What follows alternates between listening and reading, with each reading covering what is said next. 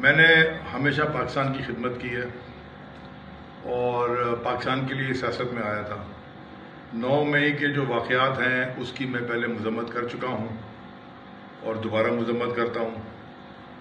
پاکستان افواج ہمارا فخر ہے اور ان کی وجہ سے ہم سکون سے سوتے ہیں، کیونکہ وہ ہمارے سرحدوں کی حفاظت کرتے ہیں۔ جو ہوا بڑا غلط ہوا اور سب کو کیفر کردار تک لانا ضروری ہے، چاہے اس میں جو بھی ملوث ہو۔ کافی سوچ بچار کے بعد میں نے یہ آج فیصلہ کیا ہے۔ مشکل فیصلہ تھا، آسان فیصلہ نہیں تھا۔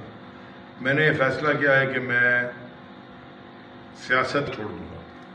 جب میں سیاست چھوڑ دوں گا تو پھر تحریک انصاف میں بھی جو میرا عہدہ ہے سندھ کی صدارت کا، کور کمیٹی کے ممبر کا یا MNA کا، سب سے میں استعفیٰ دیتا ہوں۔ میں پاکستان کی خدمت کرنے کی کوشش کروں گا، میں پاکستان کے لیے کام کروں گا، باہر سے انویسٹمنٹس لاؤں گا۔ پہلے بھی میں یہ کرتا رہا، سیاست سے پہلے بھی میں پاکستان کو فورن ایکسچینج لا کے دیتا رہا، ایکسپورٹ کرتا رہا۔ میں دوبارہ وہی کام کرنا چاہتا ہوں۔ سیاست کو میں خیر آباد کہتا ہوں۔ پاک فوج زندہ باد، پاکستان زندہ باد۔